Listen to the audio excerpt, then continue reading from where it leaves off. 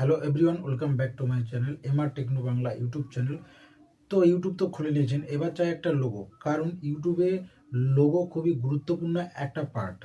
কারণ একটা লোগো দেখে যে কোনো ব্র্যান্ড বা যে কোনো কিছুকে সহজেই কিন্তু চেনা যায়। তো এই লোগোটা কী করে বানাবেন খুবই সহজে, খুবই অল্প সময়ে, কোনো রকম কোনো ঝামেলা ছাড়াই। তার জন্য ভিডিওটা কিন্তু প্রথম থেকে শেষ পর্যন্ত দেখতে থাকো। কারণ খুবই সহজে কিন্তু একটি লোগো আপনি আপনার চ্যানেলের জন্য কিন্তু বানাতে পারবেন যদি ভিডিওটি প্রথম থেকে শেষ পর্যন্ত দেখতে থাকো। তো ভিডিওটি যদি ভালো লাগে অবশ্যই একটা লাইক, শেয়ার, কমেন্ট করতে ভুলো না। আর চ্যানেলে যদি নতুন হও চ্যানেলটি কিন্তু অবশ্যই সাবস্ক্রাইব করে নিয়ে পাশে থাকা বেল আইকনটি চেপে অল করে দিও। কারণ এই ধরনের সুন্দর সুন্দর ইনফরমেশন ভিডিও কিন্তু আরও আসতে থাকবে আমার চ্যানেলে। তো লোগো বানানোর জন্য আজকে আমি পিকচার ল্যাব অ্যাপসটি ইউজ করব।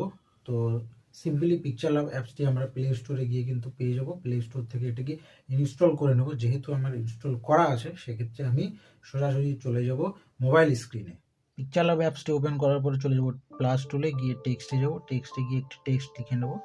টেক্সটটি লেখা হয়ে গেলে একটু বড় করে চলে যাব কালার অপশনে। কালার অপশনে গিয়ে কালার ব্ল্যাক করে নেব। তারপরে চলে যাব এবি ফন্ট অপশনে। এবি ফন্ট অপশনে গিয়ে একটু পছন্দ মতো ফন্ট সিলেক্ট করে নেব। তারপরে চলে যাব স্টাইলে গিয়ে টেক্সটের স্টাইলটা চেঞ্জ করে নেব। এরপরে স্পেসিং অপশনে গিয়ে টেক্সটের স্পেসটাকে কমিয়ে নেব। তারপরে চলে যাব পেডিং অপশনে গিয়ে রাইট পেডিংটা বাড়িয়ে দেবো। এরপর চলে যাব আবার প্লাস টুলে গিয়ে শেপে যাব। শেপে গিয়ে একটি শেপ নিয়ে নেব এ ধরনের।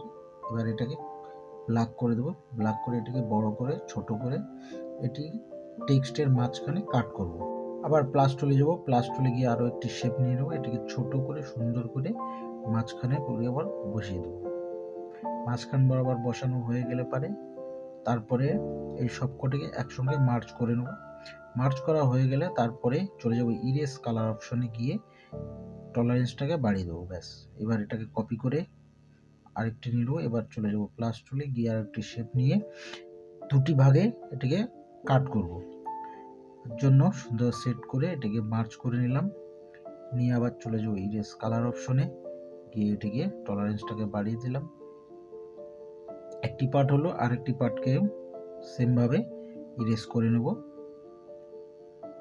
সেম প্লাস টুলে গিয়ে শেপ নিয়ে এটিকে সুন্দর করে সিলেক্ট করে মার্চ করে নেব।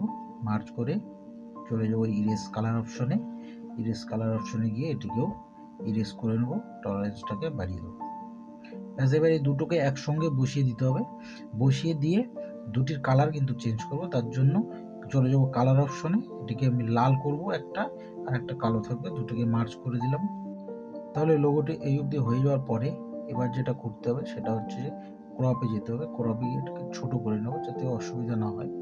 এবার আবার প্লাস টুলে গিয়ে টেক্সটে যাব। টেক্সটে গিয়ে একটু টেক্সট লিখে নেব।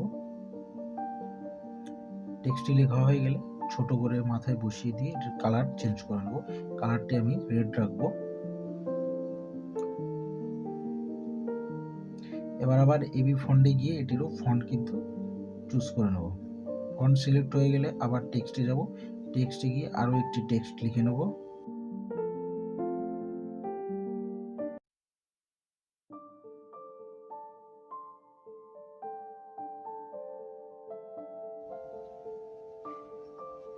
টেক্সটটি লেখা হয়ে গেলে ছোট করে চলে যাব এবি ফন্ট অপশনে।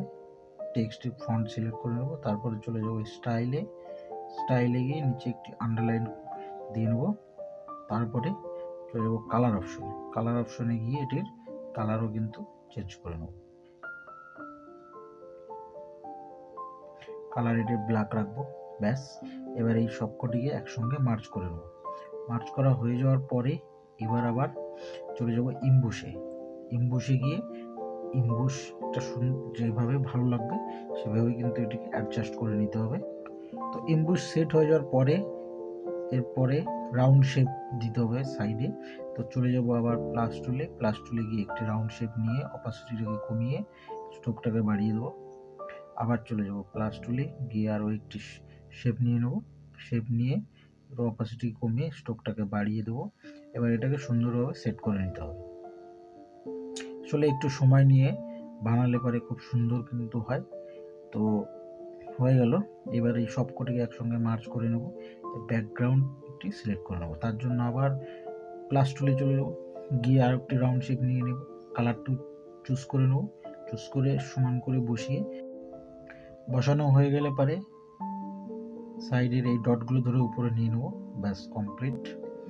তো খুবই সহজেই কিন্তু আমার এই লোগোটি কমপ্লিট হয়ে গেল। এবার 3 ডটে গিয়ে সেভ করে। থ্যাংক ইউ ভিডিওটি সম্পূর্ণ দেখার জন্য। দেখা হচ্ছে নেক্সট ভিডিওতে।